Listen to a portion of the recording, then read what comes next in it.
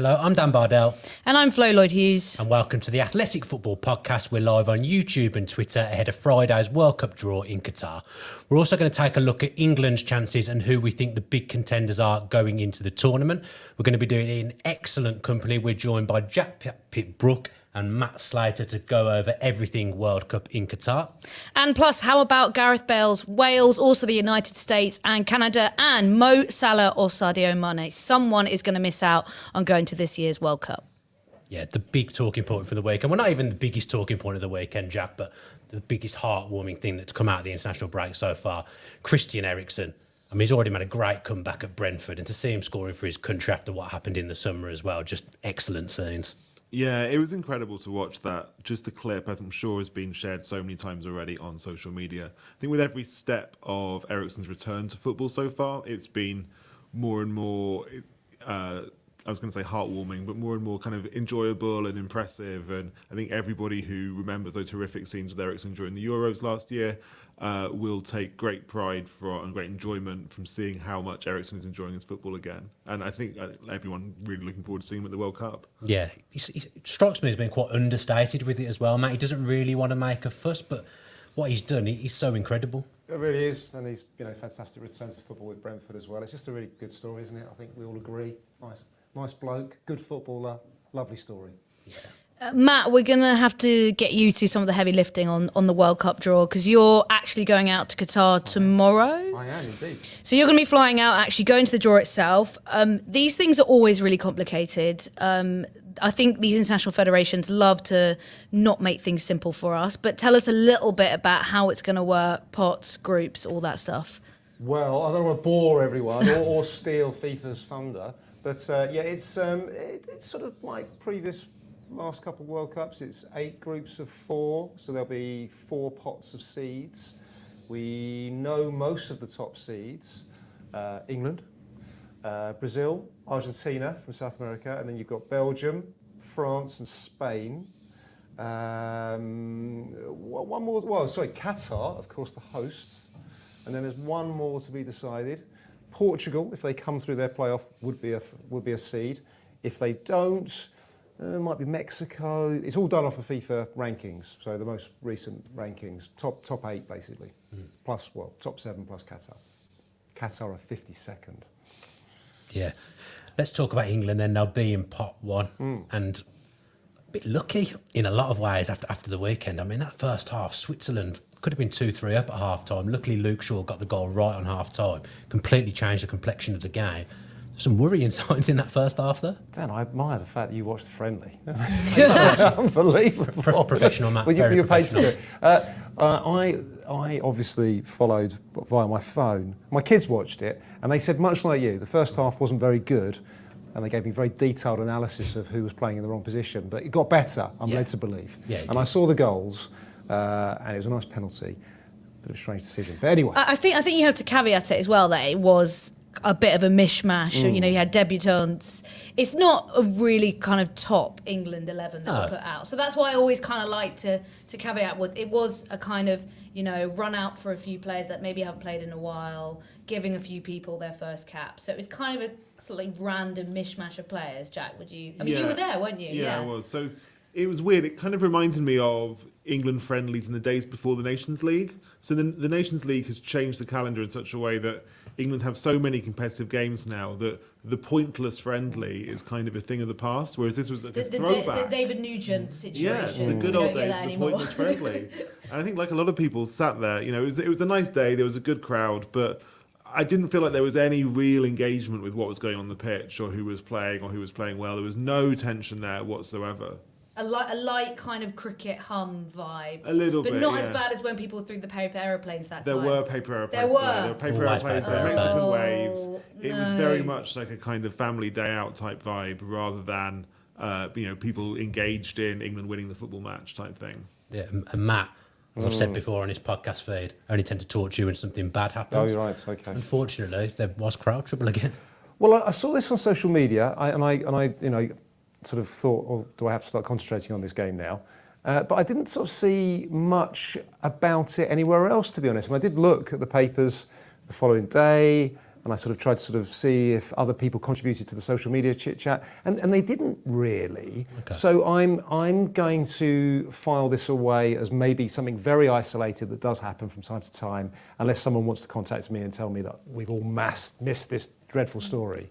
Because of course there have been dreadful stories in the past that we've talked about. I suspect this was an isolated punch up. Jack, what do you reckon? Yeah, I was quite surprised when I saw that tweet. So there was one tweet that went quite viral during the game saying about how awful it was and they'd seen violence in the concourse and that sort of thing. Now, I'm absolutely not disputing that tweet was accurate from the person who wrote it, but that was certainly not my experience at all. That said, I was at the far end of the kind of westernmost end of the press section, which is nearer the sort of family stand, whereas lots of children, lots of families, very relaxed, very inclusive. The energy. paper airplane making workshop was happening Whereas over there. I think that, or I imagine that tweet came from the opposite end of the ground, which is more blokey, more beery, slightly more aggro section of Wembley, and that was the section of Wembley that was the loudest during the England games at the Euros. By the same token, it's also the section of the ground that I think is probably likeliest to produce this kind of issue. So while I'm certainly not disputing that anything like that might have happened, I don't imagine that was the experience of most people there, and I certainly haven't picked up from other people at the game that they had seen anything else like that at the time. I mean, let's get back to the football. This World Cup has always been targeted by the FA as a kind of good target for England to win, and back-to-back semi-finals and back-to-back semi-finals and a final last summer come so close, a few spot kicks away from winning a major tournament. So it's a big one, this one for England. Yeah, they have talked about it for a while. I mean, a lot of that talk started after one of our numerous resets when we'd done something awful. I can't remember which one it was now, but it was Could be any of them. And I think it was Greg Dyke first started talking about it, and obviously there was a clock at St George's Park. But there's various strands to this reason why this World Cup felt realistic, and it was St George's Park, and this sort of sense, oh my God, we've got to stop embarrassing ourselves in these tournaments. And then we started to see some age group success. Of course, that year where we won 2 World Cups. And we started to sort of do better in European under-21s and 19s. And it just sort of felt like we were getting somewhere. And, of course, there was this big revolution in academy football, the EPPP plan, which was all about sort of developing Premier League standard players. And I think all these strands have combined. I think the FA's just got a bit more professional. That, look, we are going to start punching our weight in tournaments. And I think, Southgate has delivered. We've become we've always been quite good at qualifying. We certainly have, we have every decade or so, we have an absolute shocker. But we've become a really good qualifying team. And now we appear, I am grabbing this plasticky sort of table, becoming quite a good tournament team. So, yes, there is optimism. We've got a good side. Seems we've had a good ranking, consistently high ranking for a while now. And I think the other little thing that is almost sort of an accident is that this has moved to the winter.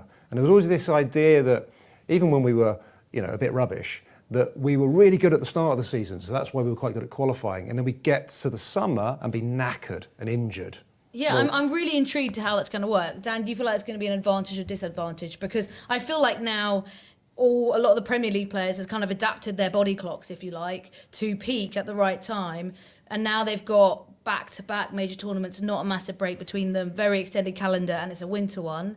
I just think the momentum's massive at the moment. I think England have got huge momentum going on at the moment. You mentioned the 2 previous tournaments. I feel like the building blocks are there now. They're in place. They've come close twice. And if we go back to those youth players that we were talking about, the ones that have had success, the likes of Phil Foden, who you've been writing about in The Athletic this week, Jack, they're seasoned international players now. Someone like Phil Foden, I mean, you've been writing about actually what his best position is. Did you know the answer? No, I don't. I think neither. What links me, Gareth Southgate, and Phil Foden, and Pep Guardiola is that we all love Phil Foden. Geniuses. But we Geniuses don't know of the his best position. Nobody knows his best position. If you watch City over the last year or two, Foden's not really played in central midfield much. He's played out on the right. He's played up front. He's played on the left. For England, Foden has played in basically all those positions as well as in the middle of the pitch, which is an area that Guardiola, I think, is a little bit reluctant to try him out in.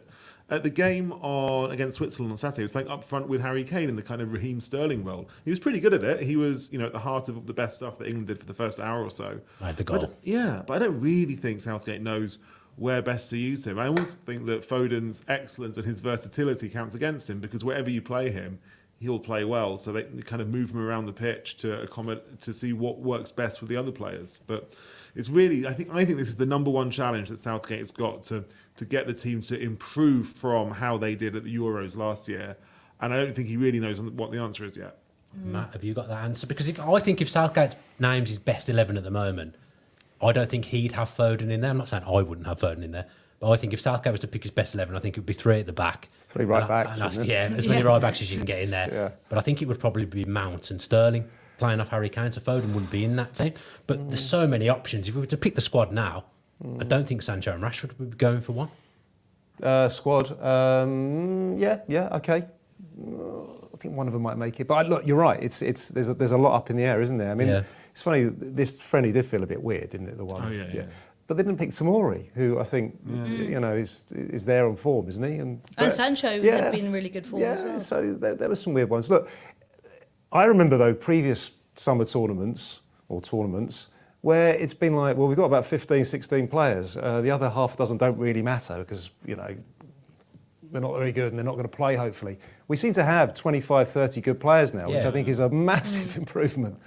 Do you think as well, I mean, stepping away off the pitch as well, it's been quite unique how I think for the first time, certainly ever in my experience, we've got groups of players who are acknowledging the wider issues, especially when it comes to Qatar, which has been a controversial World Cup. And Harry Kane was asked about it in press conferences last week. The team was said to have this meeting where they discussed the issues around the World Cup. You as a journalist, have you been quite surprised about how they're even talking about it?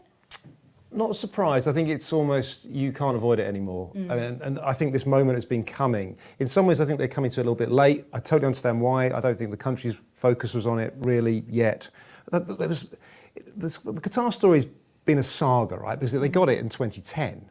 And then there was a huge flurry because we didn't get it in 2018. It was a sort of, kind of usual kind of we bid and we lost and it was embarrassing type story, and Qatar and Russia won it and they must have cheated. It was kind of a sore loser vibe. But there was a bit of that. Yeah. And that, I think, dominated the narrative for sort of 2 or 3 years. And then everyone got really bored. And then FIFA, there was lots of scandals at FIFA and it was like, oh God, they're all corrupt. And then I think collectively, particularly in this country, but other countries as well, just gave up on that story. It's like, they probably bought it. Can we just move on? FIFA, we think they're corrupt. And we had sort of a 4 or 5 year gap where I think we stopped thinking about it practically. Right, so what are they trying to do? A country of, how many people are going to stage a World Cup in a city? And how many stadiums have they got? And have they, right? And then all these issues around migrant workers and the sort of country it is. People like me have been writing these stories, I think almost into sort of kind of a vacuum. Guys, we've been pouring it out. And it's been a bit frustrating, to be honest. And I think some countries have got to it quicker than we have. So in I think it was about 6 months ago, you saw countries like Norway, the Scandinavian countries, ones that do kind of speak up on social issues, being a lot more on the front foot. The players had T-shirts at games and things like that. Yeah. And I also I'm hearing a bit of it from North America as well, where I think there's a bit more kind of athlete empowerment. Activism, yeah. So look, we're getting there. And to answer your question, I think it is good. And I do think we will continue to do it because I think we've got some big characters in the dressing room. I think we've got guys with social consciences in the dressing room. So I'm heartened that we've got there. I think we've got there a bit late, but I'm confident that they will field those questions now. Yeah, I was just going to as well, Matt, before we move on to Wales as well, is you're going out tomorrow. And one of the things that I think a lot of people haven't talked about is actually accommodation. There is not really enough in Qatar. It's obviously quite a small place. Fans, where are they going to stay? What's it been like as a journalist trying to work out where you're going to be? Where I'm going to stay. Yeah, where are you going to sleep? In the desert in a tent, I think. Well, look, yes, it is one of the issues, though.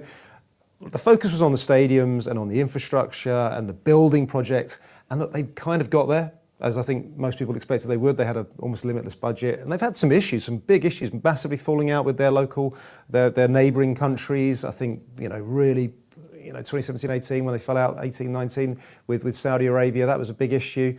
So they've overcome a lot, and they've built the stadiums. Have they got enough hotels? No, they haven't. But why would they? because they're never going to use these again, right? They want 1 million people to come, but they don't need that many hotel beds.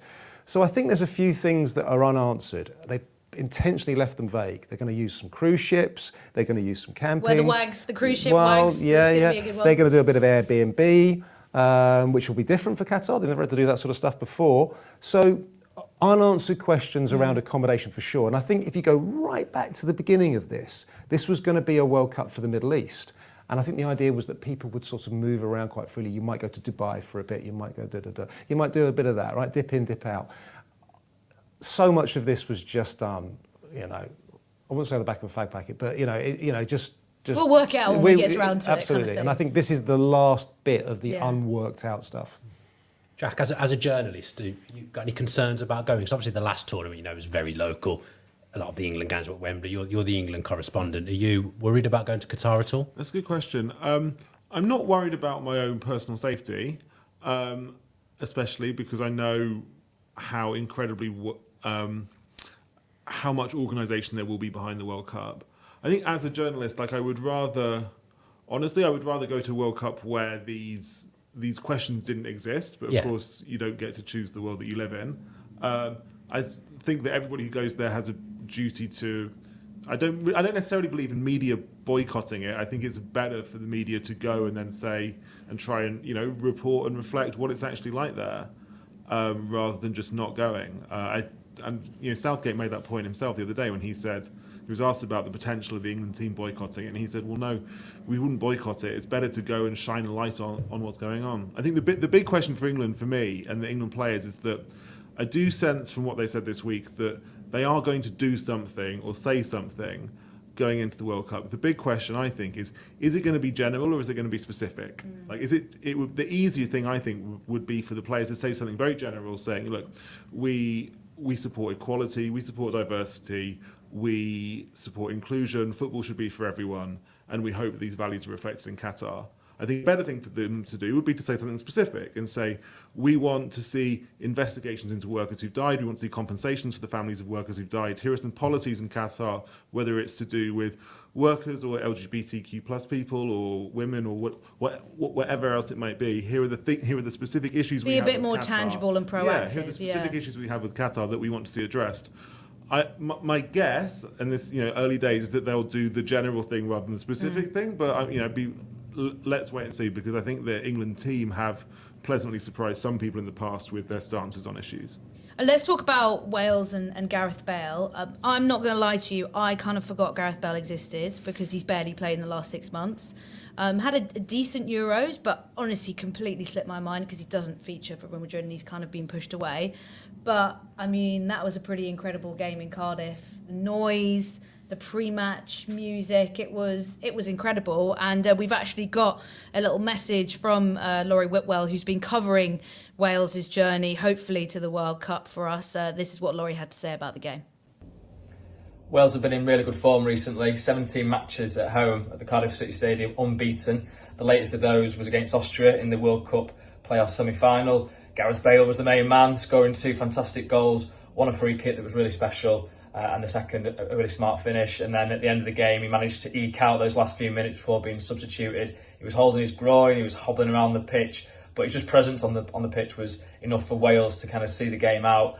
The team came together, real collective spirit that they've got. Rob Page has created a good environment for them, and they're carrying on really from what they did at the Euros last year, where they got out of their group, did well to do that. Obviously lost to Denmark, which was unfortunate, 4-1. It was quite a bad beating in the end, but they seem to be on a really good mode with the World Cup qualifying campaign. Finished second only to Belgium in their group, meant that they got home form against Austria and then in the final against either Scotland or Ukraine. And they've got incredible atmosphere at that place, and when the anthem goes up, it's hairs on the back of your neck kind of stuff.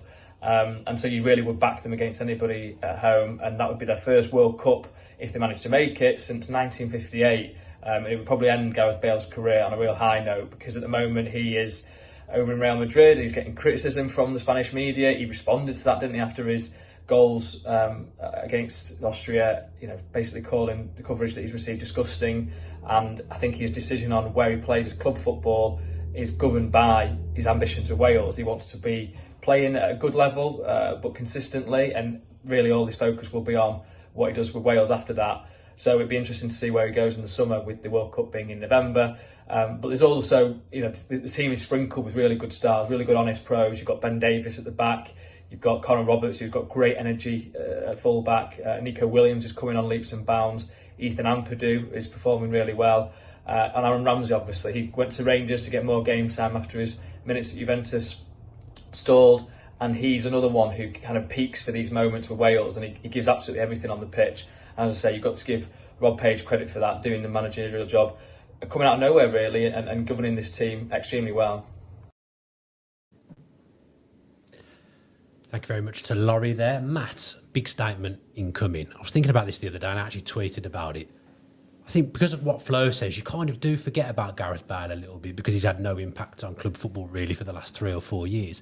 If you look back at what he's done for Wales and what he's actually achieved for Real Madrid, I think not only would he go down as one of the best British footballers ever, possibly one of the best footballers ever. I just think he's incredible. You look at what he did for Wales the other night. He's very good. I'm not going to. That's a but. Yeah. I'm not going to pretend. I don't know. Like the Real Madrid marker, all that nonsense is just so ludicrous, and you just want to laugh at them, really, to be honest with you. And I massively would side with Gareth Bale. Though it does seem a bit weird that I'm siding with this multi-millionaire who's being shouted at for not pulling his finger out. But yeah, look, he's a fantastic player, and I actually saw him demolish my team years ago. He was playing wing back. This is Southampton against Southend. And I remember sort of saying to people, Gareth Bale, he's going to be really good, that bloke. Look at him, he's everywhere, he's up and down. It was a complete all-action performance. I think he took free kicks and everything. And the sort of first half of his career was absolutely spot on. Apart from these little Wales cameos, I think the second half of his career's not been that good. And some of that stuff around his trophies, I've seen all this, this sort of, almost the revisionism to the revisionism. Look at what he's achieved. It's because he's been playing for Real Madrid. He's won loads of trophies. I just think the second half of his career hasn't been that good. Right, let's forget about Matt. Jack, I mean, he scored goals in 2 Champions League finals. You would have watched him actually last season for Spurs. Do you agree more with me than Matt does? I think I probably agree more with Matt than with you, Dan. Dan. I think Bale has, if you look at what he's achieved in his career, he has been an amazing big game player. Like big games, finals, he shows up, he wins things for Real Madrid. He basically almost single-handedly dragged Wales to not just the Euro 2016, but to the semis Euro 2016. He got them to the Euros last year where they didn't do quite so well. He's now trying to drag them to a World Cup. That'd be 3 tournaments in a row for a team that hadn't got to a tournament since the 1950s. So he's got this amazing kind of like comic book style ability to win games all by himself by doing these kind of spectacular feats of athleticism. Clearly, he's not as good as he was before and hasn't been for a while. I think his decline started pretty early. He's never been someone to compare him to another great British player, I don't know, Giggs, Scholes, Keane, Gerrard, Lampard, those guys hit a incredibly consistent level of performance in the Premier League, week in, week out. I really don't think Bale can match them in terms of consistency, but he's always had that kind of knack for the spectacular, for the incredible match-winning solo performance, which makes him a much more, in some ways, a more exciting player, and maybe in some ways a more exciting story, but maybe less of a complete footballer as some other guys. Yeah, don't look at the YouTube comments right now, Dan. Well, I was going to say, Do they agree with us? I don't know. I don't know. I have a feeling they might all be agreeing with you. We're going to go to a break now. I'm going to peruse the live chat, but when we come back, we're going to look at USA, Canada, and look at who we think the favourites are for the World Cup in Qatar.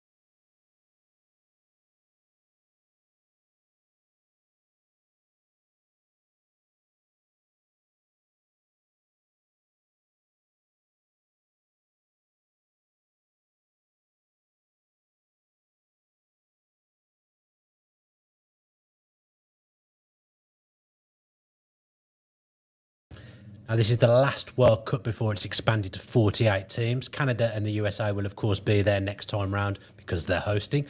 Canada are there, USA not quite yet, but Flo, we're going to hear from some athletic writers, aren't we?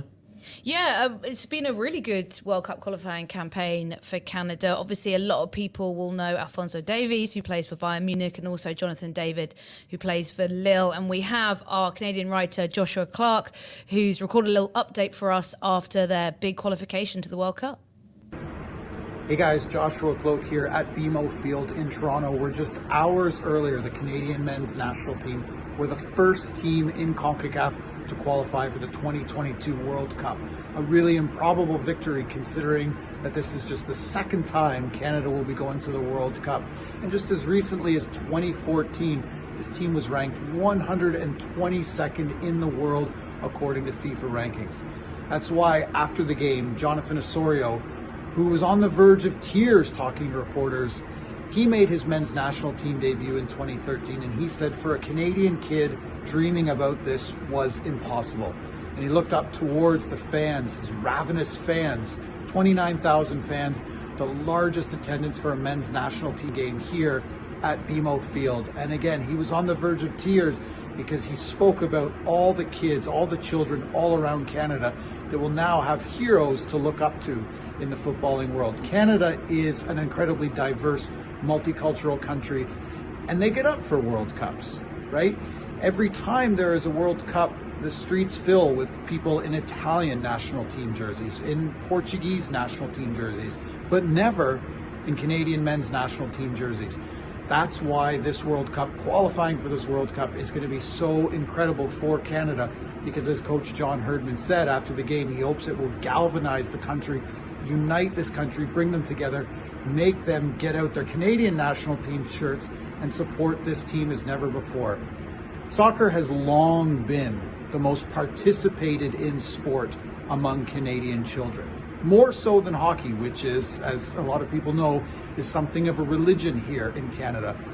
But through years and years of that participation, more investment in coaching education, Canadian tier MLS teams coming to Canada, which provided young players with a pathway to success, we can now see the fruits of that labor, right? You look at the players that scored here tonight, Kyle Larin, Tajon Buchanan, both from Brampton, both from a city known for its high immigrant population. And that's, that makes Brampton probably the soccer hotbed of Canada, because it was a place where all these immigrants came, they picked up soccer, they played soccer, a sport that so much more accessible than hockey in so many different ways. And again, these are two players that, came up through MLS teams and just had opportunities that years and years ago in 1986, when Canada first qualified for the World Cup, were non-existent. So this is going to be a really transformative event, qualifying for the World Cup, in a way that, it might not be for other countries. We know that soccer, football, is the most popular sport in most other countries on the planet.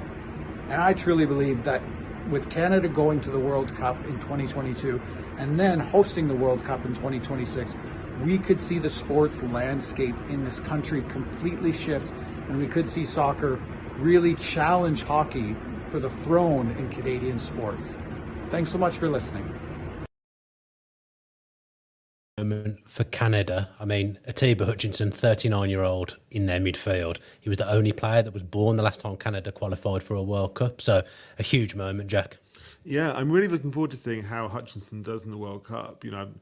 He's a player you've always seen at the end of a Europa League or Champions League highlights package for the last 10 years, where he'll be banging one in for Besiktas at the end of the game. But they've clearly got this new generation of young players coming through Canada, some of whom are really exciting. But if you stick Atiba Hutchinson and QPR legend Junior Hoylett in there as well, you've got a really good mix. I like that little QPR. He's still playing for Reading as well. I don't know how he is still hanging around the national team, but it's an interesting blend, isn't it? As well, it's obviously been a strange kind of role reversal as well for North American football. I was about to say soccer then, God.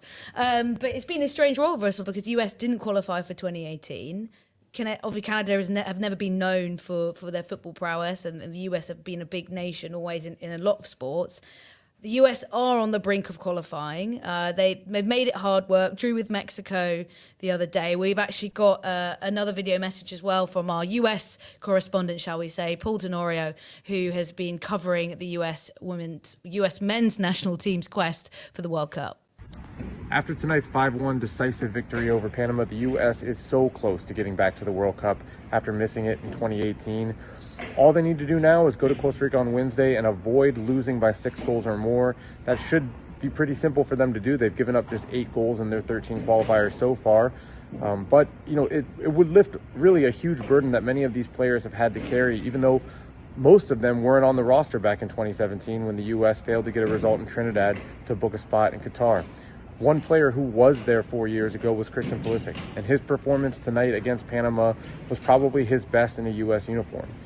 Christian has talked about kind of feeling a responsibility to be the star and to meet the expectations of the fan base, and at times maybe trying to do too much for the U.S. men's national team, and maybe that's caused him to overthink during games.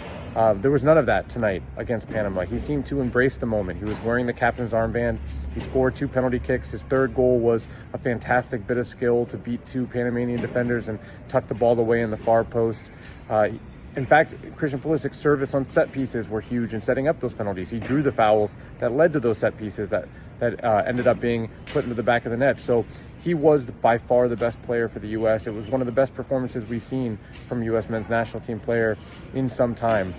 And I think we should also note that the U.S. was able to go on the road to Mexico and get a result. They were able to come home and get a huge result against Panama to essentially put them in position to go to Qatar. And they did that despite missing some key starters. Weston McKennie out with a broken foot. Serginho Dest out with a hamstring injury. Brendan Eriksen out with a knee injury. And so the U.S. was digging deeper into their depth, and yet we're still able to get a result. And you heard people talk about it after the game today. Paul Arriola said the mentality of this team is just different. We believe we can go anywhere and get a result. And I think, you know, over the course of this qualification cycle, and even before that, Greg Berhalter has built a team that has plenty of depth, players who won trophies this summer in the Nations League and Gold Cup, 2 completely different rosters, both able to go and win trophies, and that's really proved to be helpful in this qualification cycle. So the U.S. one step away from Qatar, a very confident team, a team that's shown it has more depth than maybe people thought about. And now the question is going to be, you know, what happens between now and Qatar, and how this team maybe changes, especially considering a player like Gio Reyna still working his way back into full fitness, came on as a substitute again tonight. Christian Pulisic, you know, will tonight's performance kind of change his mentality around the national team? A huge result tonight, and you know, just a matter of finishing things off 90 minutes away from going to Qatar. Really, for Chelsea, how hard do you think it is to go from being that bit part player at club level to then having to be the main man at international level, and the kind of the weight of the world being on your shoulders? Well, we were just talking about Gareth Bale, and I think Gareth Bale has shown that, in fact, maybe if you're not the most important player at your club team, perhaps you can save up a bit of physical and emotional energy to really put your absolute maximum into international football. I mean, Pulisic had a big reputation when he signed for Chelsea. He's obviously a good player. He's by no means Chelsea's most important player. But if he can put everything he's got into playing for the US and doing well at the World Cup next year, then he'll obviously be a superstar that way. We've had these big rivalries we've been talking about in North America, but in African qualification as well, there's huge rivalries happening. We're going to talk about Sadio Mane and Mohamed Salah in a minute, but first we want to play you this clip from Carl Anka, who's been out in Kumasi in Ghana at the huge game between Ghana and Nigeria. It was a 0-0 in the first leg. I think Carl's hopefully going to be at the second leg as well, but he sent us this video message from Kumasi. It is amazing. Try and hear what he's saying, but the vuvuzelas are very loud, but you'll get a little taste of what it's like at this huge game. Hello there, Carl Anka, reporting from the noisiest 0-0 you will ever witness. Ghana and Nigeria in their World Cup qualifier playoff game. The first leg for the Bardell Stadium in Kumasi, Ghana, finished 0-0. A game that was big on passion, big on chance, big on cheering, but perhaps not big on quality. Mohamed Kudu maybe the only star player from Ghana, the Ajax midfielder, and Leon Balogun probably the standout defender for Nigeria. Probably went 2 or 3 shots on target, and actually the crowd tried a bit more.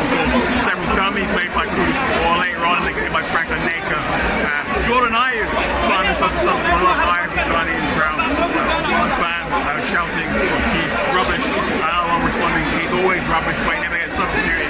So when he did get substituted in the 92nd minute, you see some booze and whistle. This is a strange result for Ghana. They were very much the underdog going into this first leg. They were much stronger Nigeria squad on paper, but in the first half an hour they really looked to be a little bit in the ascendancy. Eventually, minds tired, legs faltered, and what could have been a slender goal lead or something to take from this first half, and then a 0-0 draw. Going to have it all to play for in the second leg. That will probably favour Nigeria as they are playing in Abidjan. It's very rare that the home side loses this derby game. So we'll see who gets it go to Qatar 2022. Thank you. I don't know whether you saw Carl's Twitter feed, but he probably had the worst seat in the house at that game, and I really looked after the athletic journalist there. Did you see that picture? Yeah, it was amazing. I actually thought the view wasn't too bad. He sent me a video of the view. Like Ashley Cole peeing his I know, and I think his legs were probably pretty tired. He was standing on a chair. I don't know if people would have seen this, but he was standing on a chair, kind of peering over people's heads in order to watch the game. But if anyone hasn't read Carl's piece on The Athletic at the moment, it's a brilliant piece, kind of giving a real taste of the football culture out in Ghana and also the kind of magnitude of this game. It's a huge one, and they've got the second leg of that to come. But another big rivalry repeat of the AFCON final. We've got Egypt playing Senegal for Mane or Salah, who's going to go to the World Cup. I mean, it's probably a shame, actually, that we're not going to have both of them, isn't it? Yeah, it's advantage Salah at the moment, Jack. But yeah, one of them's going to be missing out. It's always a shame when one of these players misses out on the big tournaments, and they're both talisman for the countries as well.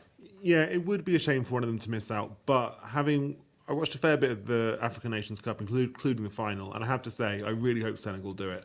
I thought Egypt were terrible. And it's hard as well. I mean, we did a podcast for this series just about AFCON, didn't we? I think we had Carl on that, and we were talking about the way that Egypt play is not the way that Mohamed Salah wants to play. Yeah. So it's always also quite difficult for him because he's trying to be the Gareth Bale of a team that doesn't play free-flowing football at all. It's very defensive, very kind of stale, and there's not much creativity to it, and it's probably really difficult to then have all that pressure, but the reality is there's only so much you can do, right? Yeah, it's just cynical, dirty anti-football, whereas I thought Senegal were at moments really good to watch. They've got some very talented players.